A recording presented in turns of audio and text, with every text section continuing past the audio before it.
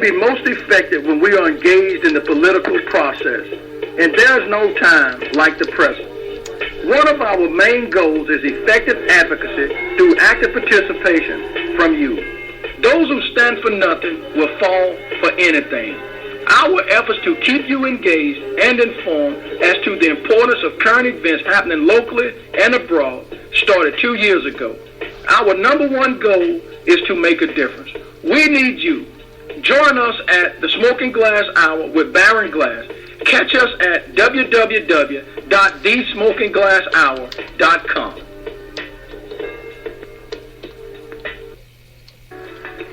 It's time to take back control of our society. Today's world requires an open and honest discussion about the current events. On the Smoking Glass Hour with Baron Glass, our goal is to engage people from different walks of life into a healthy discussion, creating a positive outcome. When it comes to global events, tune in to the Smoking Glass Hour with Baron Glass on Monday nights at 7:30. We don't just listen to the news, we bring you the news. Good evening, everyone, and welcome to the Smoking Glass Hour with Baron Glass. We are honored to have you as a guest tonight and want to thank each of you for your faithful support. Without further delay, allow me to introduce to you Mr. Baron Glass. Mr. Glass, take it away. Good afternoon. Welcome to the Smoking Glass Hour. Tonight, we'll have Pastor A.F. Riggins talking about why you should say no to Donald Trump's presidency. Pastor Riggins is going to be the host of the show tonight because I'm running a little fever and I have a headache. So I'm going to turn it over to Pastor Riggins. Pastor Riggins, are you out there?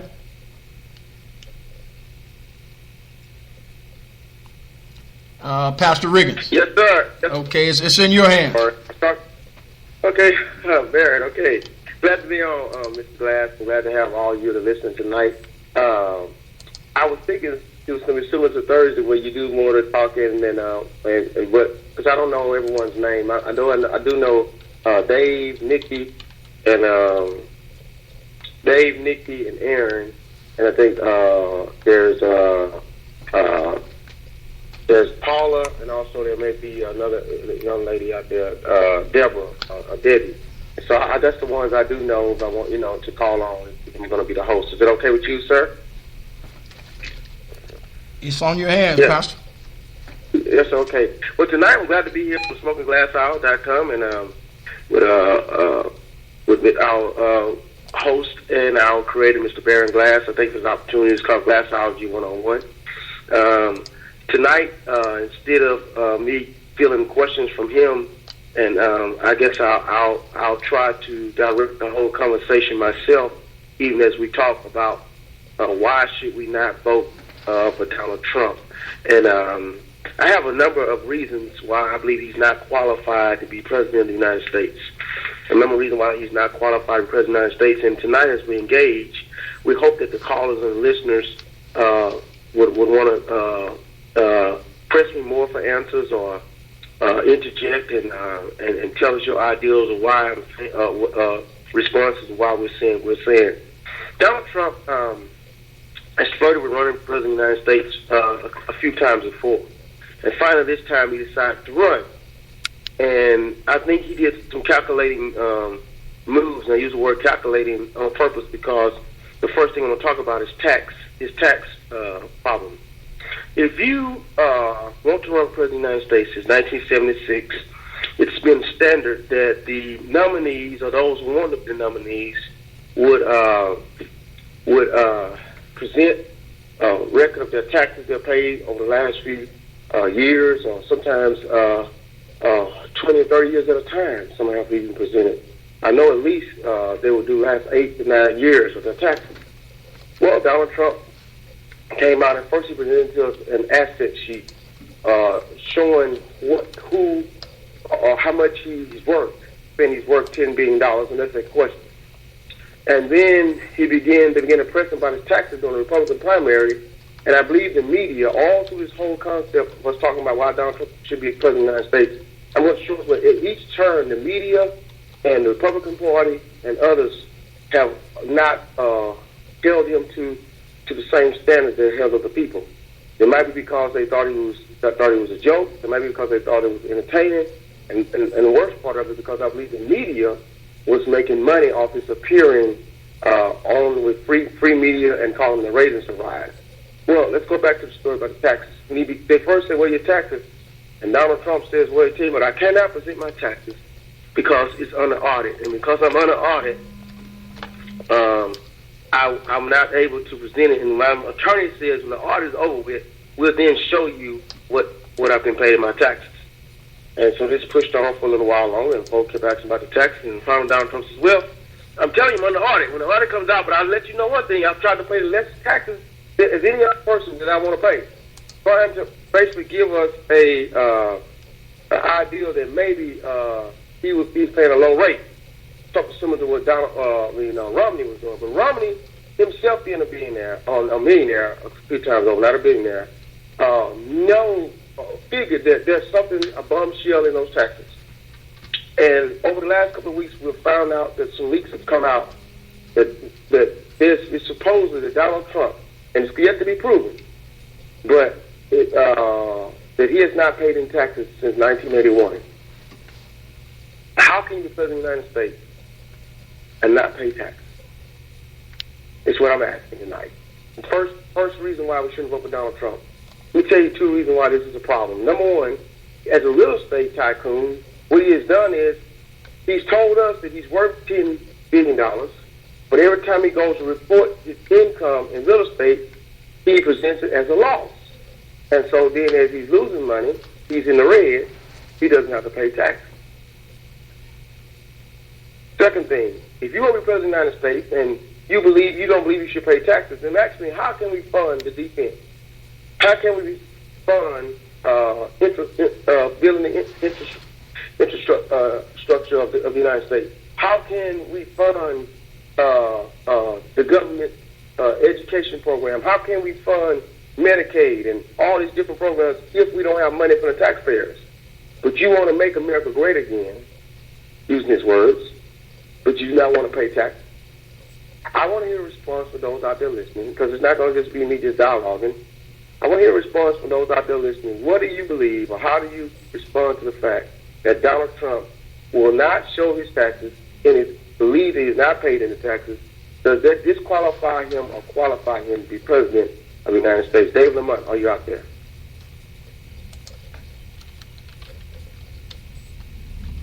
Dave Lamont. Yes, I just got on. Yes. How you doing, Aaron? Yes, sir. Did you hear my question that I asked? No, I just literally got on.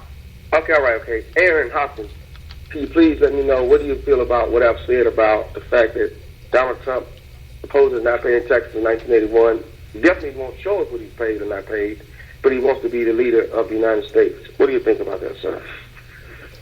Well, go ahead, Dave. Go ahead. I'll let you answer. Go ahead. Oh, okay.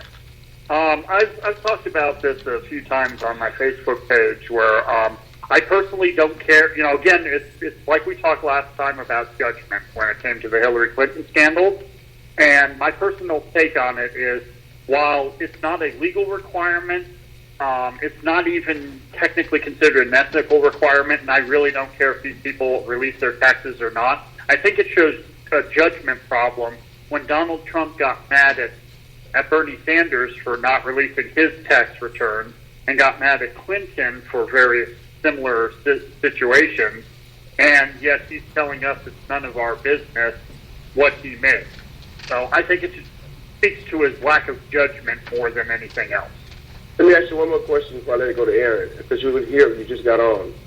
It's been reported that he's not paid in taxes since 1981. And we need taxes. This is how we build our infrastructure. This is how we pay for the military to defend the United States. This is how we fund schools. You think the President of the United States ought not to be paying taxes? Do you want to be President of the United States?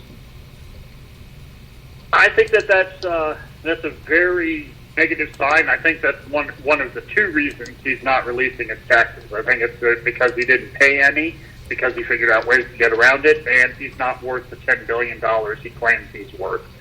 And yes, I think that proves my point that I've been arguing on Facebook with my particular conservative troll, that while Donald Trump may say some policies we like on trade, he wants to get us out of these bad trade deals, I can't understand how anybody could take him honestly, because he won't, he's not being honest about his finances. He's not being honest about a lot of the things he says. There's no proof that anything he says is honest or truthful. So whether or not he pays, I'm concerned that if he didn't pay any taxes, yes.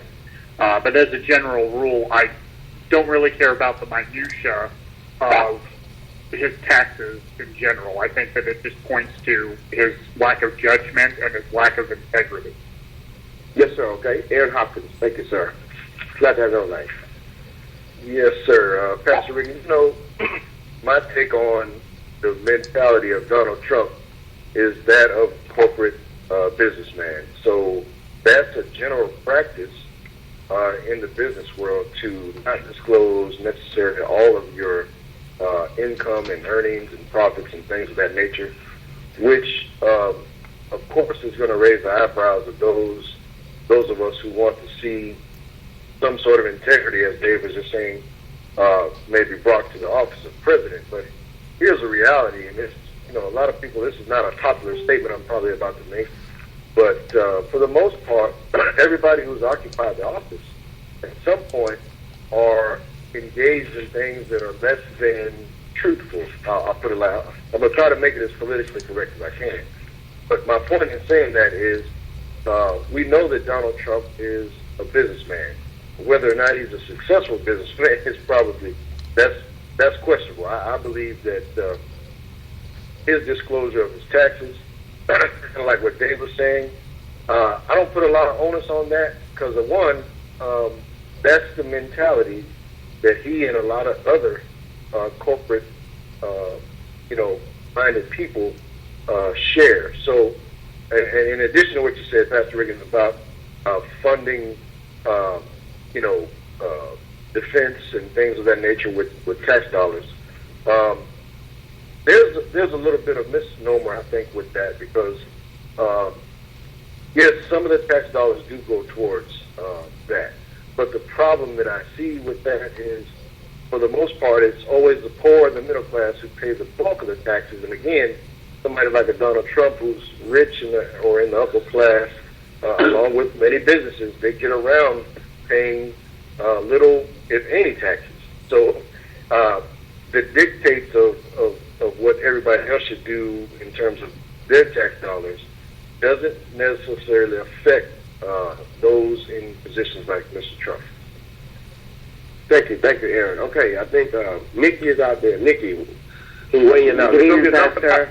Good evening. Yes, we're going to have a number of topics. We're going to have like 5 or 6, maybe 7 topics. So right now we're talking taxes and Trump. How you doing, Nikki? Glad to have you on tonight. I'm fine, Pastor. How are you? Doing good, ma'am. I agree with Aaron and Dave. I think that Trump. I think the difference with Trump, and I think everything Aaron said about corporate America. I mean, they spend a lot of money on accountants and attorneys for that very purpose. I think foundations are set up to avoid paying taxes, and I think it's common practice with the rich. What's different about Donald Trump is Donald Trump has no respect even for the office that he's running for. Lie, be evasive. At least show some measure of respect for the office that you're running for. He doesn't even do that. I think he's a very amoral man. I think that he feels that the rules, general rules, and particularly moral rules, just do not apply to him. I think he's an entitled, selfish, stupid, spoiled man, and it doesn't surprise. And I think he feels he can say no, and it doesn't matter. I don't think Donald Trump feels accountable to anyone, the American public, the IRS, or anyone. I think it's part of his amorality. Oh, yes, ma'am. I hear you. I've even heard that if Donald Trump loses, I was on the show last night and I heard if Donald Trump loses, then that's when the IRS is going to expose him. And maybe even the new administration may come in and begin to find ways to press charges on him for some things that's out there. But we'll see. Deb, you're out there, and I think Deb is out there, and Vanessa's out there. you have anything you want to add about Trump and his taxes there? Okay, what about Vanessa? Paula? Yes, who am I speaking to? This is Paula from Kansas Oh, Paula, City. okay. Paula, thank you, Paula, thank you. What do you have to say about the fact that Donald Trump saying his taxes are not our business, and then also there have been leaks and some question of whether he's even paid taxes since 1981. What do you have to say to that when he wants to be president of the United States?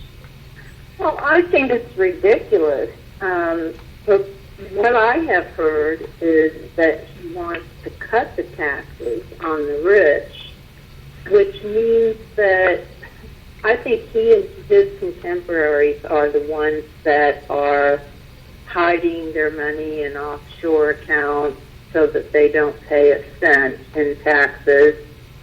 And I don't think that Donald Trump is particularly interested in social issues across the entire United States. I think he's interested in himself. I think he is interested in his elite buddies. But I really don't think that he has a handle on what's going on, what's really going on in the United States today. And he talks about foreign policy and says, you know, he'll cut deals and do this and do that. But I don't believe him on anything. He changes his mind every other day that I see him on television. He's got a viewpoint one day, and then the next day he's got another viewpoint. And I watched him today, and he said, well, my taxes are none of anybody's business. And I remember, this was years and years and years ago, when the very first woman was going to be the vice president of the United States, Geraldine Ferraro. And she was eliminated from the competition or from the race because her husband had questions on his tax returns. And I think that as commander-in-chief of our country, I really think that transparency is extremely important. And honestly, I don't think he or Hillary are trustworthy. But when he said that in such a way today, it was almost contempt for the people of the United States when he said it's none of anybody's business. And I just felt that as president, it's everybody's business. Yeah. And usually when someone acts out, because Donald Trump almost acts out in a childish way, in a mature way, it's like when you know you're in trouble and you're upset, and so the way your attitude is going to be is you're going to be very defensive. Mm-hmm. You're trying to bully your way through.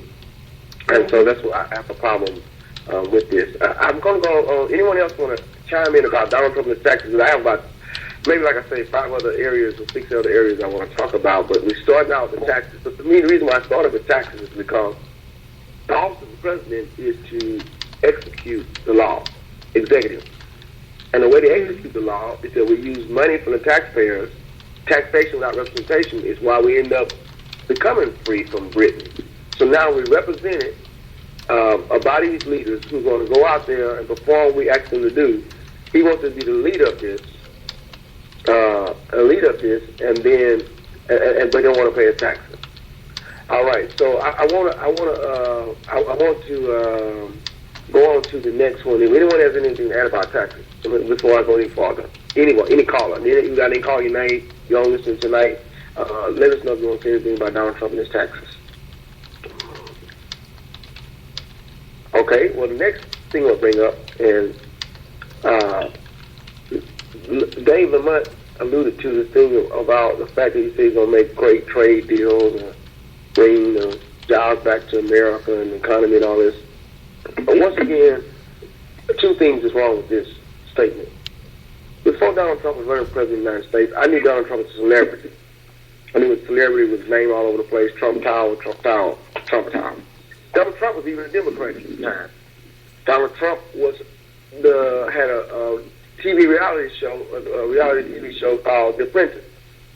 So I go out and shop for clothes, and I went out to buy clothes, and he had some nice cuff-link shirts, ties and everything in the store, made in China. And I bought these shirts. They're $20 shirts. Nice. I got a couple of them in my closet. What I want to do is on a day to lose, I want to wear that shirt with all kinds of stuff. Anyway, that's my friend. But he's made in China. And he's trying, and his stuff made in Mexico, and stuff made here, and stuff made there. But he comes to us and tells us, look, your jobs have been taken away from you. These people are evil. They're doing it wrong. They're evil. And these people are doing all this stuff wrong to us. We're going to fight with China. I'm going to fight with China. I'm going to fight with this. I'm going to fight with that one. He's saying what he knows what people want to hear him say. Donald Trump is making clothes in China. Donald Trump is making all kinds of stuff. He's making deals. He has buildings all over the world. He's saying what he wants you to, what you want to hear, so you can get the job or get the title of President of the United States. Furthermore, let me dig down deeper. Mark Cuban, from the owner of the Dallas Mavericks, billionaire, ran up Donald Trump on the short page. When Donald Trump first started running, he said, hey, I like what Donald is saying. He's shaking up the politics the businessman is in. They introduced last week on CNN, and Mark Cuban said, I am afraid of Donald Trump becoming president of the United States. I'm going to vote for the evil I do know, Hillary Clinton. Because he's a Republican. He's a billionaire. He says, here's why. He says, I don't believe it's $10 billion. Yes, we're both billionaires, but I don't believe $10 billion is on shore. Second thing he said, because the way Trump operates, number one, the way he do the switch and bait on everything he's doing, because he claiming he's going to be a negotiator, order the deal, he's going to go in one way and come out another way. He says the rest of the world is worried and afraid. On the day he get elected, the stock market is going to crash. Because the Chinese, the Japanese, and all these other people, because first of all, they're ahead of us in time. They're going to pull all our stuff out. They're going to pull out our bucket. By the time we wake up on the next morning, the United States stock market is going to crash, like worse than it did in 2008. He says that all these people who are the hard working class folks got all their 401ks and everything in the stock market, they're going to lose their money, but they got Trump. I want to ask you today, what do you think about Donald Trump? As we talk about economic policies and all this, what do you think about him as President of the United States? Come in whatever order you want to, whether it be Dave, whether it be Aaron, whether it be Paula, whether it be Nikki, Deb, whoever you are. Talk to me about I'm happy to. Go ahead, Dave. I'm happy to ring in on that one. This is something I've been talking about as well. Donald Trump is positioning himself, and he's saying a lot of things that people would be very happy to hear about. You know, that he wants to make good trade deals. He wants to get out of the bad trade deals. But what he doesn't realize, and what a lot of other people don't realize in his support network, is that there's a huge difference between being the CEO of a company and negotiating with another company and negotiating with someone like Putin over something, or negotiating with the Chinese president over trade. And I don't think that Donald Trump and his supporters realize just how much of a different level negotiating trade deals between countries actually is in comparison to negotiating where he builds his next hotel. I mean, let's face it, this is the guy, and I posted a meme in the chat that I made up, this is the guy who made himself famous with "You're fired," saying that he's going to get jobs back, and he hasn't made a single plan. If you go to his website, there's not a policy there. And he's even walked back his statements on trade, saying that they're merely suggestions. So, again, like I discussed in a few episodes ago, where I said that Donald Trump is going to become a Republican candidate, just like Mitt Romney or someone else who was running as a Republican. Donald Trump has already started walking back his ridiculous statements on trade already, and has turned this into merely suggestion. So, you know, again, what are we to believe? Are we to believe that Donald Trump, who said that he was against these trade deals and that he's going to make great deals, whatever that means? Or is he just saying what he needs to out of political expediency? I think it's the latter, personally. Yes, sir, Dave. Yes, sir. On a lot of issues, he's going to be doing that. And as we get toward the end of the show, I'll make an argument for why he's doing a lot of that, too, when it comes down to electoral college and what states he has to win. Now, talk to me, Aaron, what do you have to think about Trump's economic? Matter of fact, Secretary Clinton today said that we do not want Trump economics. We like Reagan economics, and Bush economics. We don't want Trump economics. And what do you think about Trump's economic plan?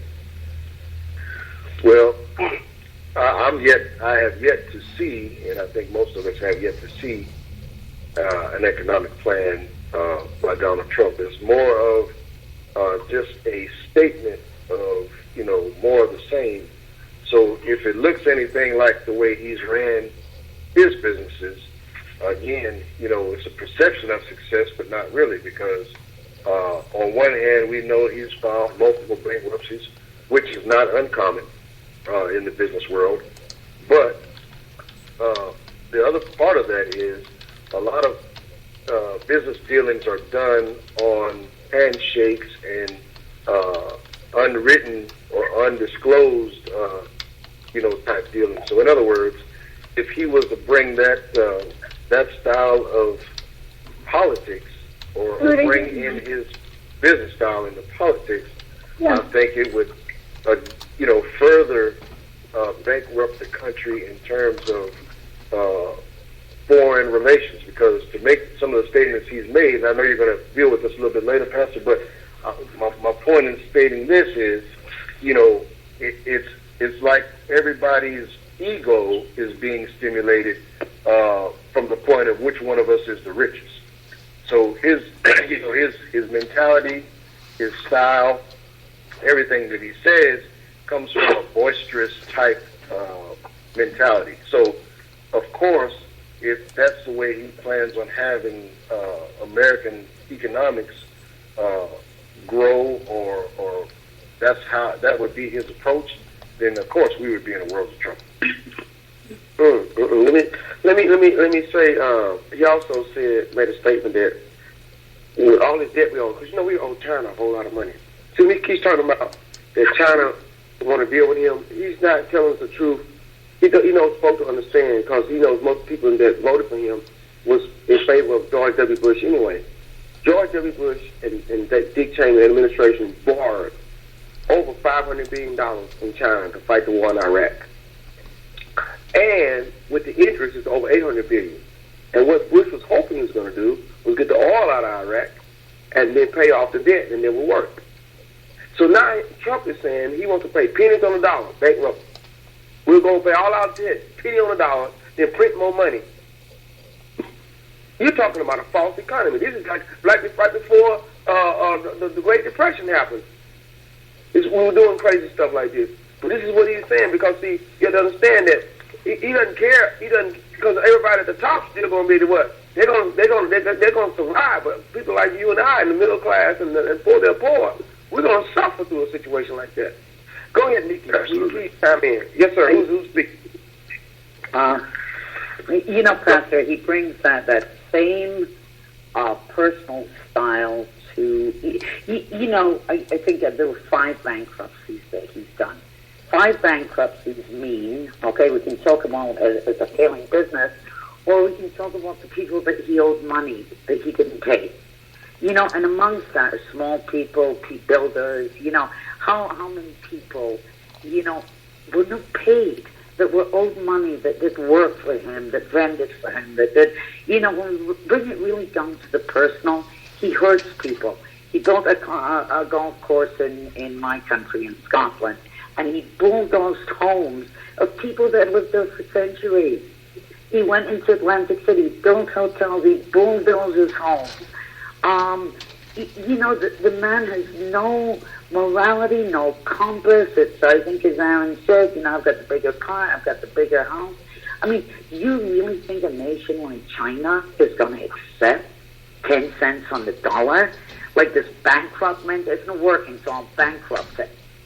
I mean, he's the man is without conscience, without morality, and we're looking at him as the leader of the free world. You know, I remember my son was 13 and President Clinton was in office, and it was during the Monica Lewinsky scandal.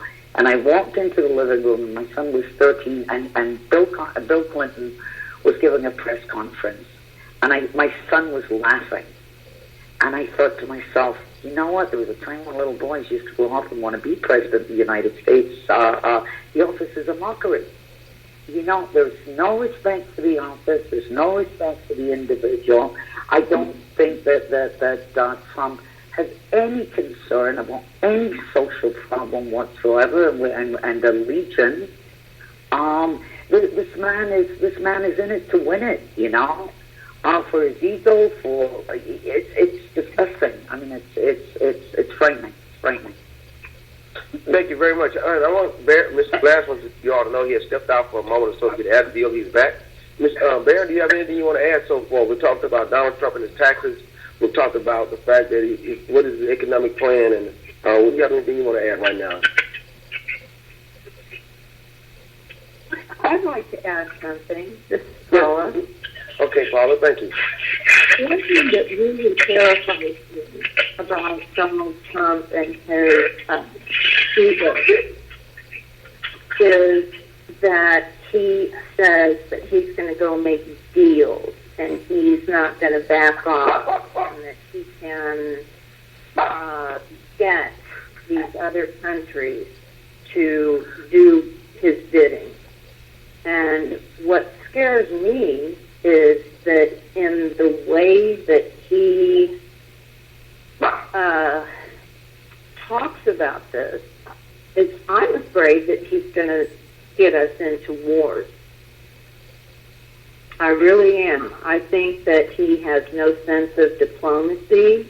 I don't think he knows anything about foreign relations.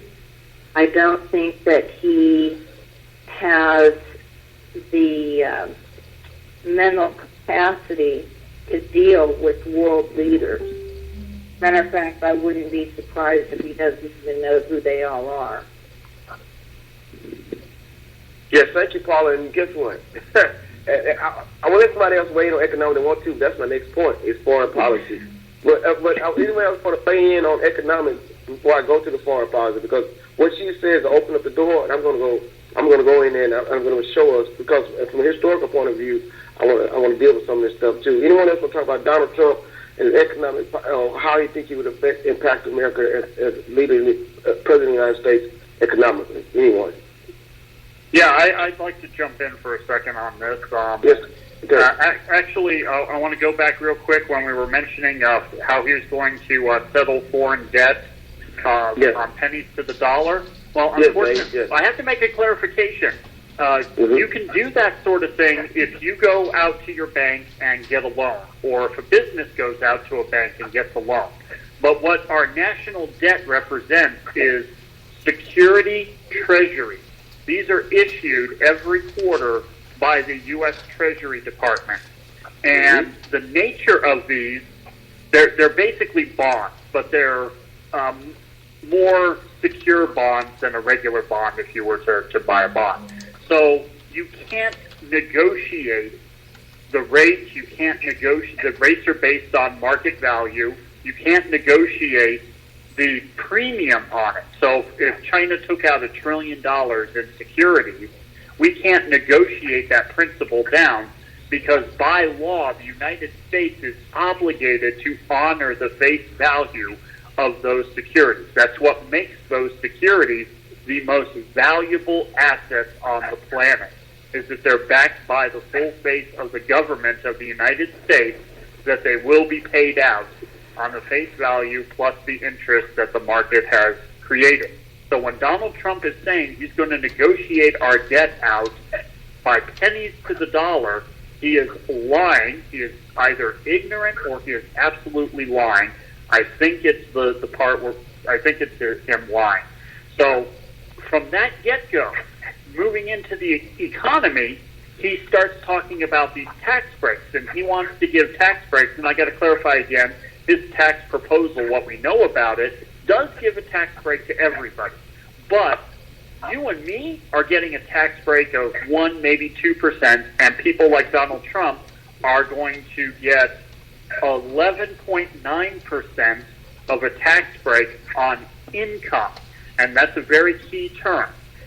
When it comes to how most rich people actually make money, they actually make money off of stocks, which means they are taxed at the capital gains tax rate, which I think is around 20%. His tax proposal drops that to 0. So people like him and Warren Buffett, who make the majority of their money off of stock trading and stock dividends, will pay no taxes on any of that income.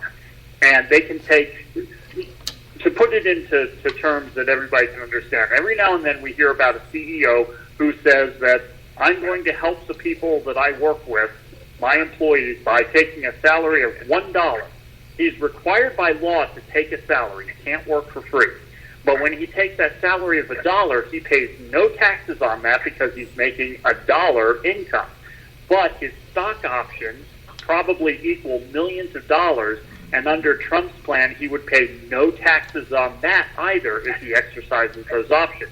So CEOs and investment people and hedge fund managers stand to make billions of dollars tax-free under the Trump economic plan. And that's just covering taxes. A lot of people don't understand this because they just hear that they're going to pay less in taxes, which is true. But if you look back at the Bush tax cut, where we each got $600, I don't know about you guys, but that didn't even cover gas for the year under the Bush economy. So that tax decrease was nonsensical to me. But it was millions and billions of dollars to people like the Kochs. And nobody understands this because they don't want to. It's a boring topic. Nobody wants to talk about these kinds of things. And those people who do either grossly misunderstand what's going on, or they're like us who just sit here and can't stand here dumbfounded as to what we do next.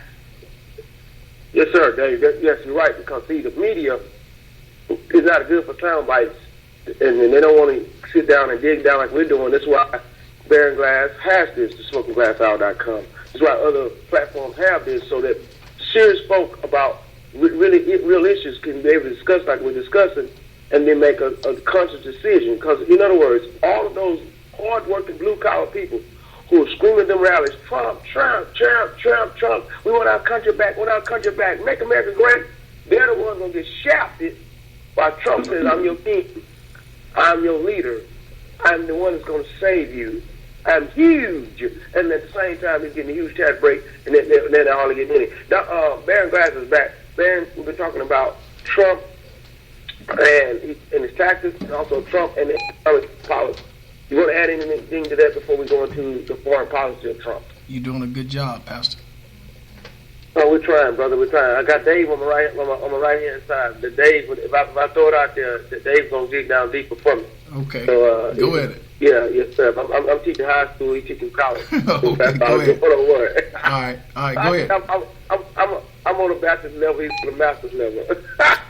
Anyway, I'm having fun. We're having fun. We enjoy this. We enjoy doing what we do, or we won't do it at all.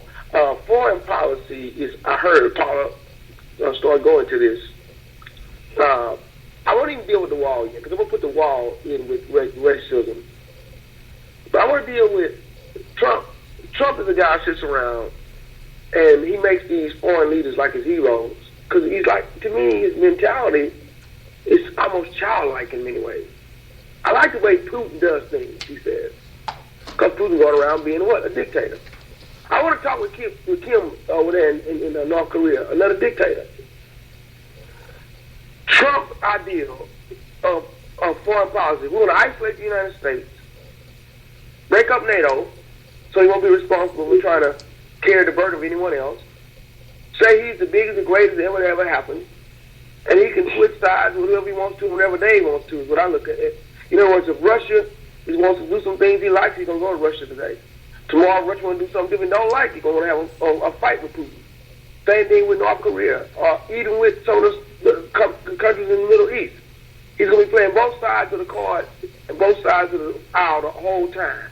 However, this is serious business. We could talk about Secretary Clinton. While we're talking about this, the reason why I'm glad to be doing this show, because I want to tell you that we got to vote for anyone but Trump. If it's Barry Sanders, not Barry Sanders, what's his name? Senator Sanders, Bernie Sanders. If it's Bernie Sanders, good. If Hillary Clinton, I'm still say good. Even if you're going to go vote for a libertarian, whatever was the guy, we cannot vote for Trump because this is what we're going to deal with. Trump is going to come here and be president of the United States, and we're going to find ourselves in a war. Because I began this statement by saying Secretary Clinton had the Arab Spring and all this stuff, and we talk about getting involved in the Middle East and all this other stuff. That stuff is minor to what Trump's going to do. Because all that's away from the United States.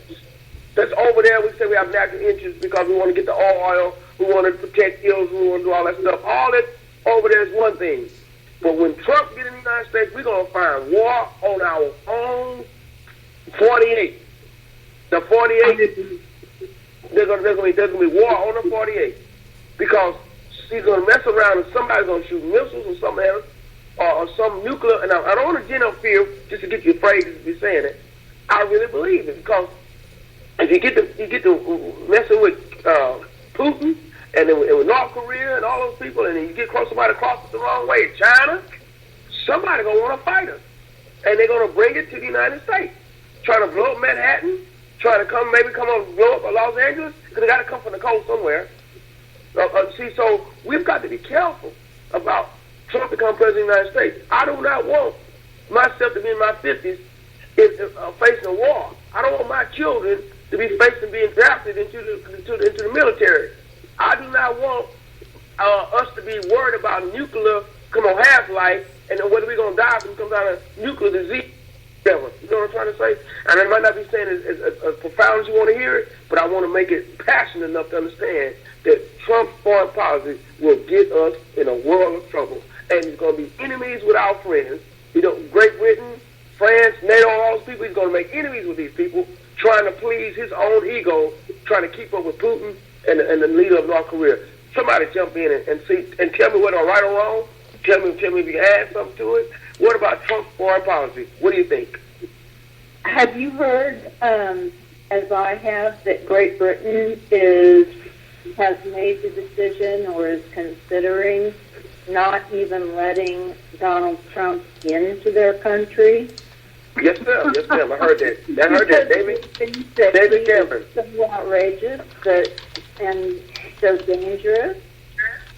Yes. And the mayor of London and the mayor of Paris already talked about him. The prime minister of England, David Cameron, he's gonna say, "I thought David Cameron liked me." It's not about who likes you. It's not about who likes you. You a fool. It's not about who likes you. Folks don't want to be involved with foolishness. I can look at you from a distance and say, "Man, no, that guy lives like a cool dude," but I'm not gonna run the streets with him because why? We're gonna end up in jail with him. You see what I'm saying? I don't want him to deal with someone that's a fool. These countries not want to deal with the United States. We've got to wake up. I mean, he's treating our allies like that. Yes. How do you think he's going to treat the people that are against us already? Yes. All the lines are open, so there's some background noise. I hear Mr. Glass is letting me know. So, engineer, if you probably can kind of figure out if where the back lines are, the noise is. Thank you very much. Continue to talk, ma'am. Pastor Riggins, it's Nikki. You know, I think China has called him big mouth and abusively forthright. Britain actually had a parliamentary session that it was defeated, but there's talk again of it being introduced back into the British Parliament of not issuing him a visa. Canada has already done it. Iran, he's called President Obama's nuclear arms deal with Iran. He's called a disaster. He said that Iran will never have nuclear arms. Iran says he doesn't even know where Tehran is on the map. I mean, it goes on and on and on. I have I communicate a lot with people in Europe. I mean, the rest of the world is really looking aghast and frightened. I think that his stance on Islam and Muslims, and we've done, as a nation, we've done terrible damage and in that area of the world. I think his Islamophobia, if you will, is going to further an already really critical situation we have in with the Middle East. I think his stance of Israel and his not even wanting to get involved with the plight of Palestinians. I mean, I really believe. I mean, I think that Trump, okay, has some kind of idea that he can sit back and play chess pieces, and it's not going to happen. I mean, there's a world out there. There's a world that regards him as a buffoon, a fool. There's treaties that have obligations to them. I think Paul is right in how he's looking to treat allies. He thinks he can go in with that same kind of, you're fired mentality. I mean, it's childish, it's stupid, and it's dangerous. And quite frankly, I think that Trump is a megalomaniac, a narcissistic megalomaniac, and I don't want that man with his finger near that button. I don't want that man with his finger near that button. I think your fears, Pastor, and your passion are absolutely valid. Yes, thank you, Nikki. Thank you. Aaron and Dave. Yeah, I actually got one more thing to add here on his foreign policy. Let's go do a quick rundown of his first 100 days of office. So this is what he's going to do with China. He talks. It's right on his website. It says, "Bring China to the negotiating table." Now, I don't know what his definition of the word negotiate, but if I were to take you, Pastor Riggins, and we were going to negotiate something about religion, would you be put off if I say, in order for you to come to the bargaining table, you have to denounce God? Would that be hostile to you?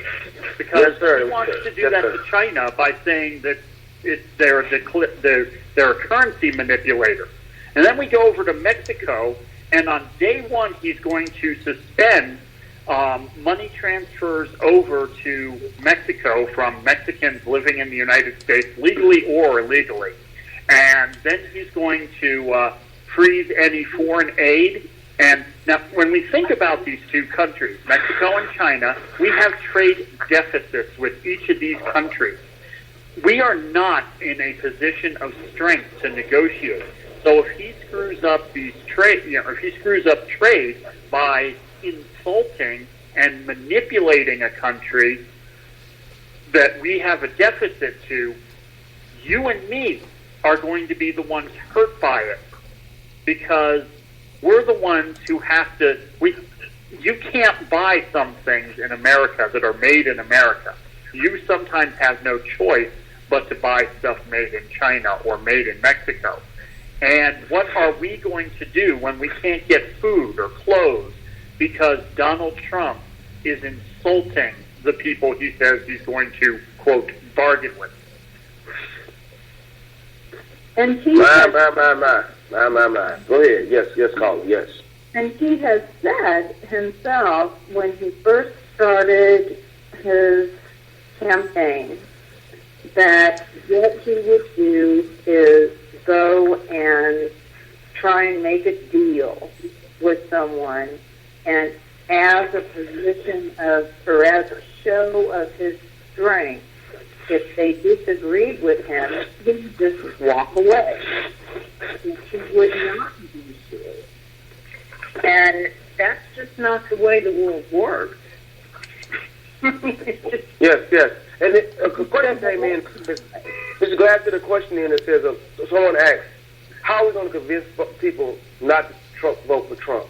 What we're trying to do tonight is give you the big picture and dig down deeper, but what we actually are trying to say in a nutshell is that if you vote for Trump, you can expect that you may not be without a job. You may even be without a home if we go into war and if you get destroyed. There'll be no stability economically speaking. And then I'm going to go into another area. If you're a minority, you're in trouble. Yes. Because the reason why I believe that he's got the votes he's got is not because some folks do not agree with this stuff about China. They would like to see us taxes. They don't want to go to war with anybody. They do not want to lose their jobs, their 401k. But they want one thing. They want the power structure of the United States to go back to what it was like in 1955. And the reason why I took that year, because one of the men that was going to be on his delegate out of California, they asked him to leave and not be a Trump delegate since he wanted to become more mainstream. He's a leader of a white supremacist. And it's posted all over Facebook and all over news media. This guy says, y'all want me to leave, I'll leave. That's okay. He said, but the reason why Trump is winning, because we are the ones that are backing him. All white supremacist groups, the KKK, those that are anti-minorities, all these folks that want their country back. All these folks that want to make America great again. The interpretation of this is President Barack Obama, Valerie Jarrett, and Susan Rice, and all these African Americans in different places and different leadership, and these Hispanic people that are leading, and the Castro brothers, and these African American governors like and senators like Cory Booker and Patrick Duvall, and all. Wait a minute, the mayor of New York, wait a minute, married to African American woman, wait a minute, these folks got to go. We need to send it back to how it was. Make it like it was. We want it to be like Reagan. And we want to bring it back. So they're pulling the lever for Trump to try to change the culture back to women running around barefooted, pregnant, with low-paying jobs, African Americans with almost in sharecropping situations, and they're dominating the culture in every way they can. This is why they're pulling. I know I might be sounding like I'm over-exaggerating, but there's mentality in their mind. So Trump is being pushed by a group of folks that reside in the conservative right, reside in the religious right, reside in what they call the Republican Party. This is why he went into that. He knew what he was playing to. This is why he didn't want to denounce David Duke. This is why folks that was involved in the NASCAR race and all this stuff all got behind him, because this is a group of people that want their country back, and so racism is there. I'm going to build a wall, and I'm going to deport 11 million illegal immigrants. I'm going to keep out all Muslims. I'm not worried about how bad ISIS is, because I'm worried about how bad Ferguson and Compton is, and South Side of Chicago. They're worse than ISIS. This is what he's saying. This is what he's saying. His butler, for all these years, about 30 years, just retired in 2009, but he said, don't retire. Please, Butler, be my historian. That Butler said President Barack Obama needs to be hung from the top of the White House. His dad, in 1927, was arrested in KKK activities. Mm-hmm. We cannot afford for Donald Trump to be president of the United States.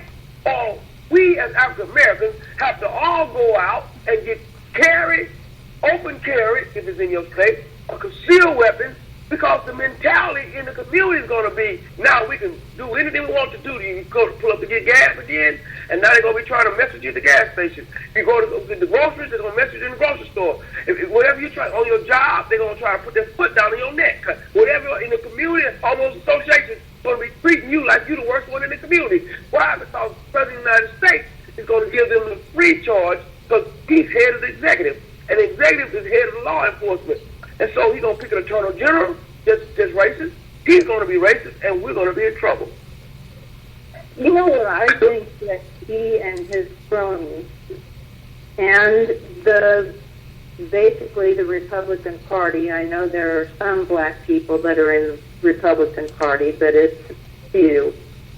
I think that he doesn't realize that the United States currently is made up of people of all races, all colors, black, brown, Native Americans, immigrants from everywhere.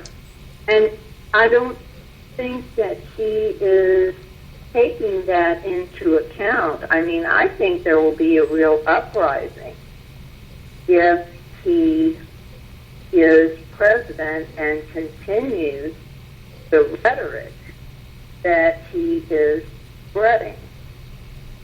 And I think that the people that are behind him, and it's hard for me to imagine, but I think that the people that are backing him are basically uneducated, white, racist, bigots that, I mean, I can't believe there are so many of them in America that think that he is a good man. Here's the deal, Mel. Yes, go ahead. Who's speaking? Speak. Pastor Riggins, Nikki. I think you're absolutely right. I think that Make America Great Again. I think his supporters absolutely understand what it means. I think it's intentional, and I think everything you said is exactly what he means. And Paul, I kind of beg to differ. I don't think it's a matter of him taking into consideration that there's black or brown or Islam or whatever makes up this nation. I think he's very, very, very well aware of that. And he is talking to the white racist that wants to go back to 1955, that wants the country, that does want the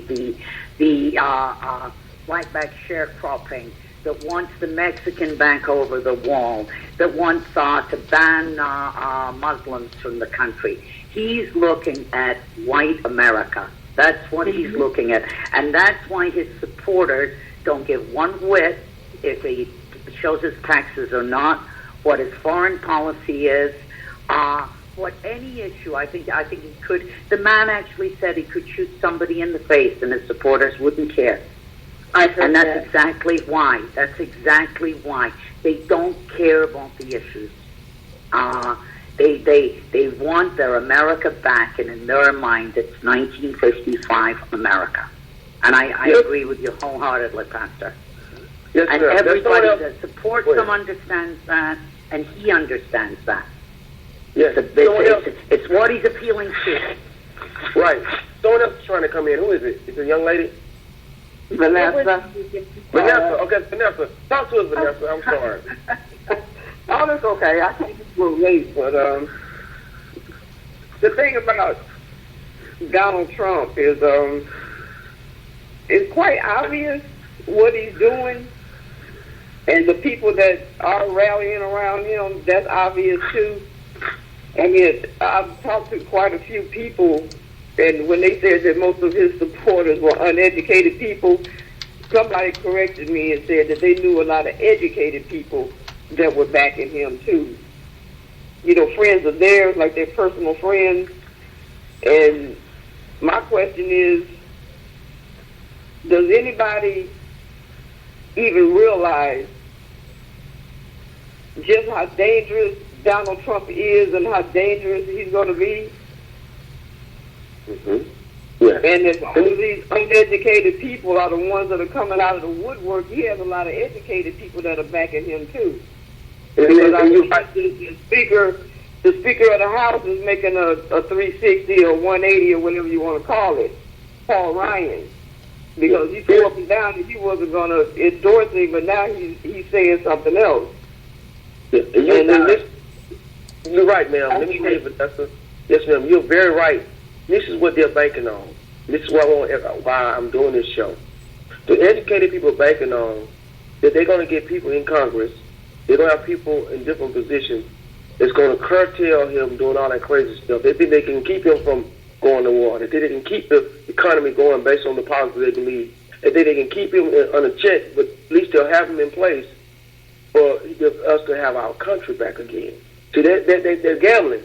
They're gambling on the fact that if we can get him in place, and his mentality in place, we can run over everybody that's not like us, and we can hold him in check. You know, if he sends a bill out here, he's going to do a lot of stuff like executive orders is going to be crazy.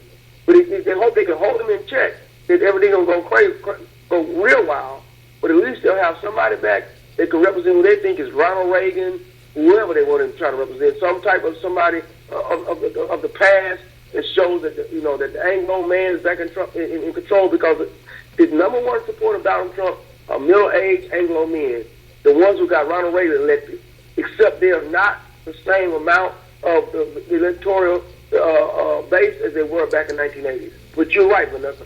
A lot of educated people are there because they're believing that they can just get him in as a figurehead. Oh, this is what America's supposed to look like. A capitalist pig is what I'm going to say. Oh, I didn't say that. A capitalist, in capitalism, it's taking over what you call independence and liberty. In other words, this is the part of America when we go to other countries and say, I come to bring you liberty. Nobody come to bring you liberty. We went to Iraq to steal oil, capitalism. We come to free so-and-so up. No, we come to teach the Native Americans about God. Nobody come to teach you about God. We come to steal your land. We come to take these poor Africans and slaves and put them down by the river and teach them about Jesus. No, you want us to build a country. This is the type of mentality where capitalism, the love of money, the root of all evil, is going to be represented in Donald Trump, the one who was supposed to be a billionaire, has finally made it to show what America is supposed to be to the rest of the world. And meanwhile, we put everybody on our feet. And you're right. That's why it's dangerous. But that's another thing about his wealth. Harry Reid was talking about him, and Harry Reid was calling him all kind of idiots. But he was saying that Donald Trump said he's worth $10 billion. So that shows you right there that that's how they think. That's how he thinks. He thinks about his money. If he is worth $10 billion, nobody really knows. But Harry Reid said, like the Trump Towers, and he said he's fooling people into thinking that he owns everything that his name is on. And he said he doesn't own those things. He just sold his name. But he doesn't actually own Trump Towers. So he doesn't really have that kind of money. So when you run around saying I'm worth $10 billion, your uneducated followers, they hear cha-ching, their eyeballs turn into dollar signs, and they thinking they backing this great man that's got all this money. Yeah. Right. They live vicariously through him. Yes, ma'am. They live vicariously through him. And the problem is, just like here in Houston, the Texans own the stadium. They built it. Reliant first had the name thing, Reliant Stadium. Now Energy, they put their name on the stadium, but the Texans own it. A lot of these places, Donald Trump does not own the buildings. His name is on it. So Trump. That's right. Aaron and Dave, jump in. Aaron and Dave, jump in. Yes, sir, Pastor. I just been enjoying listening to all of the comments. One of the things that I was kind of thinking about as everybody was talking is, the mess that if he gets into office, the kind of mess that he would make would discourage anybody of any integrity from wanting to come in behind that and clean it up. So if, for instance, another a progressive-minded person ran for office after 4 years of Trump, what would that look like? And how motivated would they be to want to be the cleanup person? So I agree with what everybody has said, but in addition to that, the whole idea that I get when I think about Donald Trump and his style of branding himself, none of the things that he's saying publicly, in my opinion, are things that he's actually even really going to attempt if he gets in office. See, it's like you know how when you go to a rally and you see some of the things that have taken place at his rallies, see, I believe that he's really stirring the pot, and then at the right moment, exit stage right, and then you have all this chaos going on that he won't have to necessarily be the one to clean it up. It's just it's a game of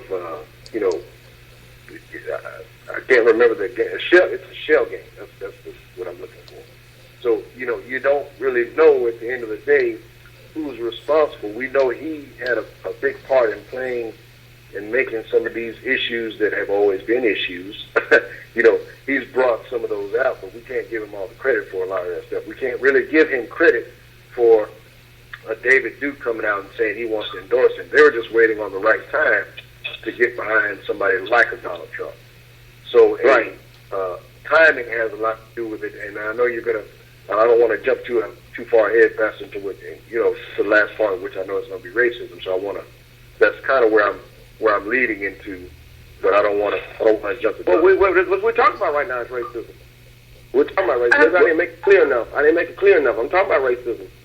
So go ahead into it, sir. Well, here's what I see. Again, most people who really share that mindset aren't really bold enough to come out, in a public setting and really say what's on their mind. I respect more a person, if they hate me, I respect them more if they can tell me that to my face, as opposed to, don't say that you have my best interest in mind, and then when you're not around me, I find out that it's the total opposite of what you're telling me.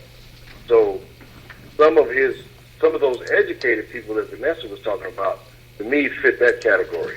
They don't want to really come out and say they want to see this great America brought back into reality, but that's the reason they're supporting Donald Trump, is because he can say it, but they're the ones that actually make that happen. But they they don't have to be the ones to receive the credit. They can say, well, it was Trump. It was a Trump, election that brought us back to this state, to this status. Right, and then on top, yes, sir. But on top of that, I'm gonna add what you're saying. Down in our cities, down in our counties, in our neighborhoods, they're going to be acting out what he's saying. Mm-hmm. Of course, that's right. Right, but the ones acting out will be, now that will be the segment that I think we've said that he's mentioned are basically the followers of his that are he called stupid. Those are the ones I'm calling under or miseducated, because most of the times the real issues are not things that they're actually informed of. They've just heard some of the things that he said that they agree with, and some of the things that they think they agree with when it comes down to how it's going to be executed. For instance, Dave and some others mentioned some of the things he says he wants to do with some of the other countries, like in China. The one thing he's not going to be able to do, you're not going to bully a China. China has 1 billion people. You start a war with China if you want to, they can afford to lose our population 3 times. So some of this, that's what I mean by saying some of the stuff that Trump is saying is just like, let me just get this thing started, but then I'm going to take a step back and let those who really think like I'm saying I think, I'm going to let them really be the ones to control this thing. So I can't remember who it was that said figurehead, but that's exactly at that point what he would be. He would just be a figurehead, but not necessarily the one executing it. Let me say even more though, what you're saying, and I'm gonna let someone else talk. This is what I'm afraid of. I'm gonna try to make it clear. I get so excited. He's the President of the United States. His Attorney General is gonna be racist. He has to pick somebody for the Supreme Court. He's gonna be a conservative and gonna lean like Clarence Thomas today. When the man gets a 7-1 ruling that he was unjustly put on death row for all-white jury, and the only one that did not vote for it was Clarence Thomas. I digress. Okay? He's going to put somebody like that on there. Then, I'm going to work, right? And the person who's now an educated person that voted for Trump is my boss man. He now begins to antagonize me and treat me wrong and racist and stuff. I can't go get any relief anywhere because when I get to the court system, Trump has appointed judges that's like him. So then, all the way up the line, I'm in trouble. See what I'm saying? I'm in trouble. Or if they want to try to throw the book at me for anything or try to falsely accuse me and stuff, I'm now behind the 8 ball because why? We have a system in place where the President of the United States has allowed this mentality to come in that folks that are the crooked prosecutors, unjust judges, and all this is going to be emboldened now. This is what I'm trying to say. More than just uneducated people who are around the neighborhood trying to cause a ruckus with you.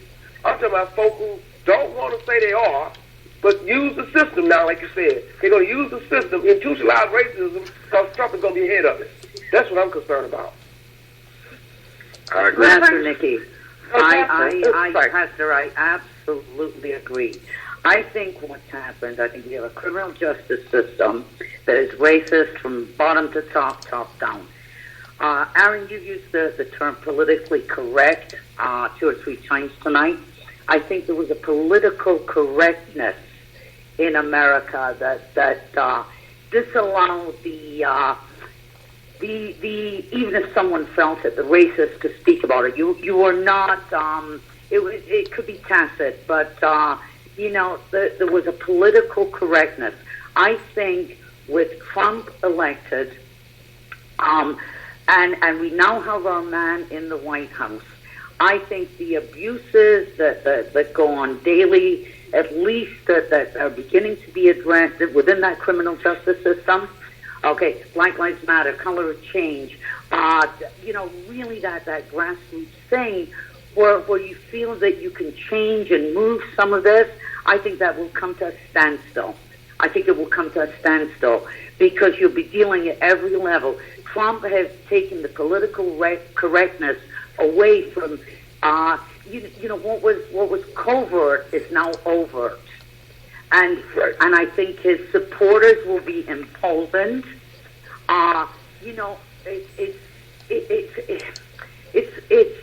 It's bad enough right now where a white man can kill a young boy in the street for supposedly breaking in his house and then go try and auction the gun.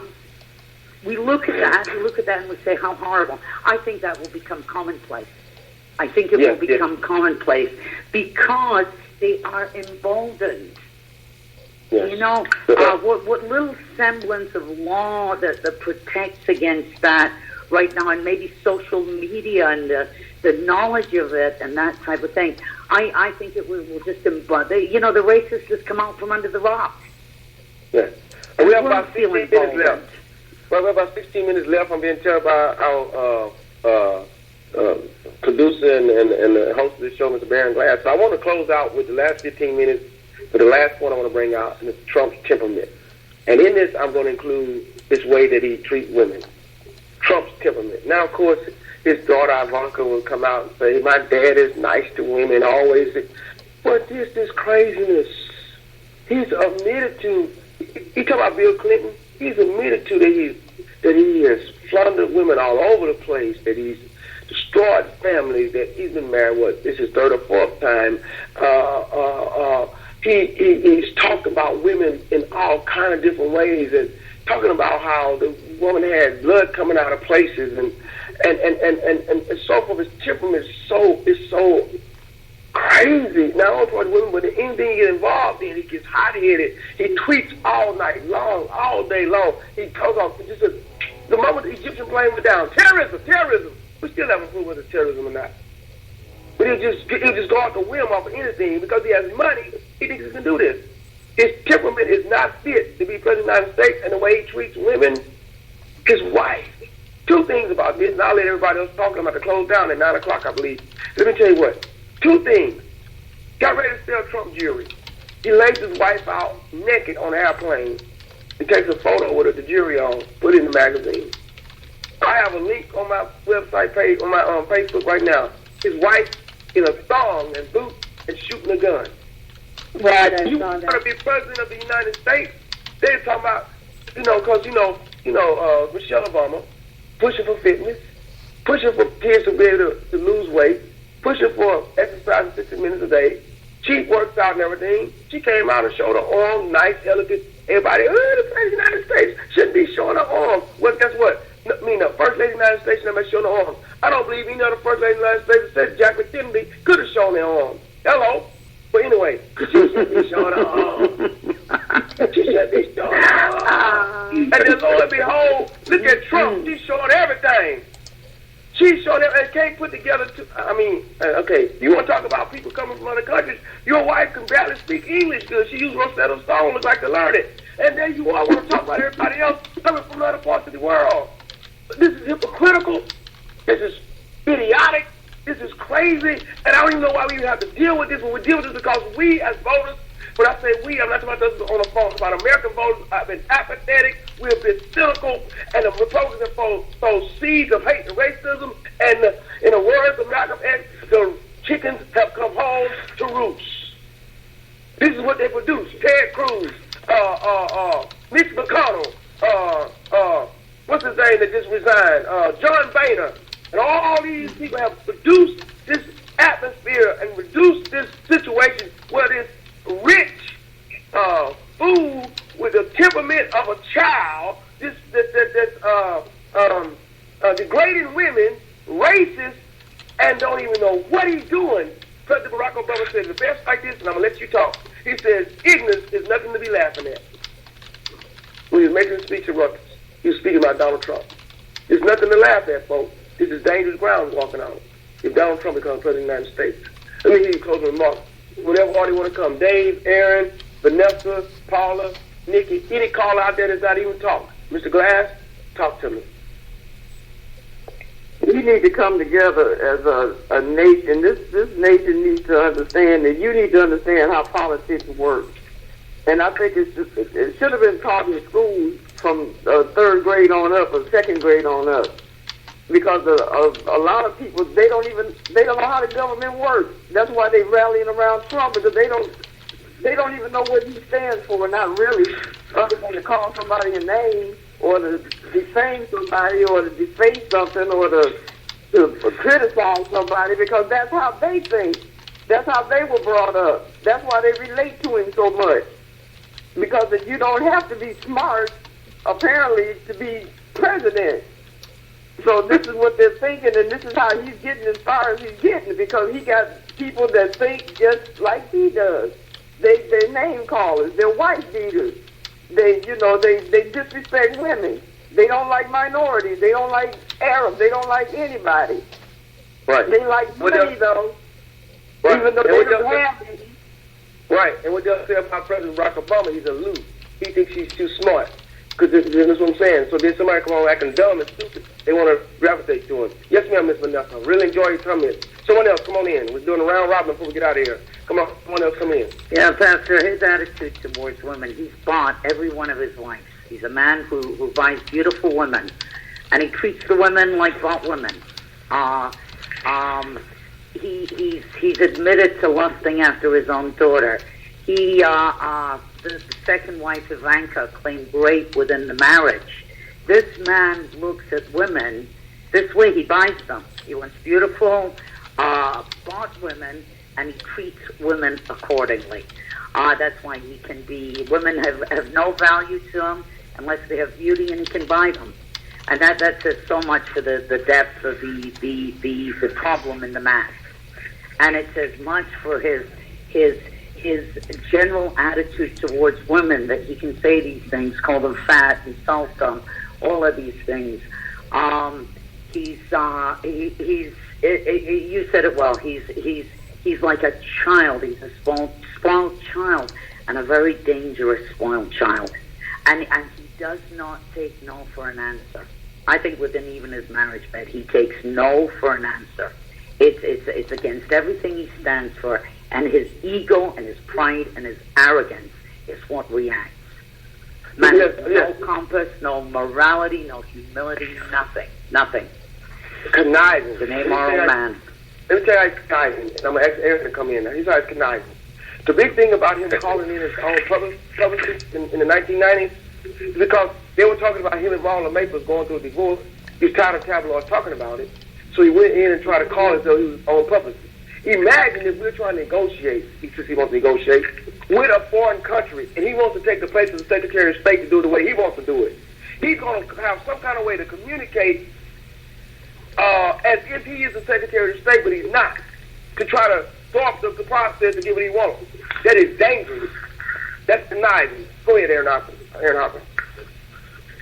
Yeah, I'm sitting here and I'm just listening, and again, my vision is of Donald Trump in the White House is probably a little more vivid than most. But I'm going to say it like this: it would probably be the first time that somebody would go to a party or some sort of fundraiser at the White House and think that they're at the Playboy Mansion. That's the kind of atmosphere that this guy would bring, because that's his mentality. Total egotistical type,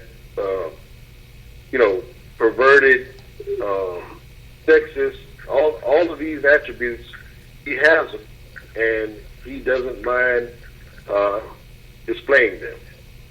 So, good topic, Pastor, in terms of the why he shouldn't be allowed to be put in the White House. But the other reality is people may have waited too late to take him serious.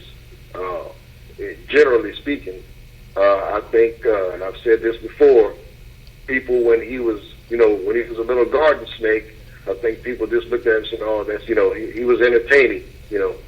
Now he's turned into a full-fledged cobra, and now everybody's afraid of getting bit. But there's a little bit of time left, but not very much. But I appreciate the topic tonight, Pastor. Thank you very much, sir. Thank you, Dave, Paula, and then I want Baron Glass to please close out. He says we have 6 minutes. So 2 minutes apiece, please. Dave, Paula, and Mr. Glass, please close us out. Certainly, Oh, go ahead. Dave, yeah. Yeah, certainly. Again, you can always catch me on Streams from the Center, both on YouTube, and I do a blab under DM Lamont. I'm on Facebook. I'm on Twitter at DM Lamont, so you can catch me on all that stuff. And concerning the whole Donald Trump's attitude, I mean, this is a guy who I believe I pointed this out before, but this is a guy who an article was written where it mentioned that he had small hands, and he has sent pictures of his hands saying, "Not so small, are they?" to this guy for 10 years. This is the guy you want running the country. He gets in Twitter wars with Rosie O'Donnell over, I don't even remember what it was he got into this Twitter war with her over. But this is the kind of mentality we're talking about. And I know his followers love that. And they think that, that just makes him the perfect candidate because he stands up to people and he doesn't take anything. But part of the idea of diplomacy is being diplomatic. And if you're not going to act diplomatic, how can you negotiate with other countries? You're going to tell me that Putin is going to roll tanks into the Ukraine, and Donald Trump is going to post pictures of Putin shirtless with funny little captions, like he's 12 years old, and that Putin's going to call him up and say, "Oh, you're right. Let's negotiate at this point." It's an absurd thought. And it sounds great on paper to some people, but it's ridiculous. Yes, sir. Yes, sir. Dave, Paula, please.